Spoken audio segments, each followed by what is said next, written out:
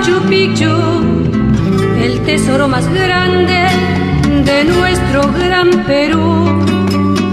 Tus montañas inmensas con su verde engalana y los rayos del Inti te bañan por doquier.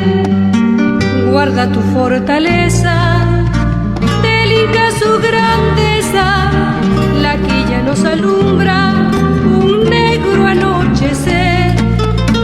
Orgullosa me siento de nombrarte en mis versos, eres la maravilla del mundo y del Perú.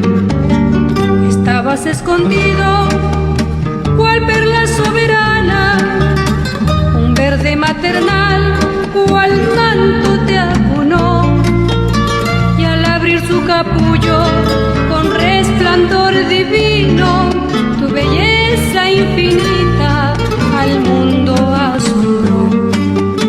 Y al abrir su capullo con resplandor divino, tu belleza infinita al mundo asombró.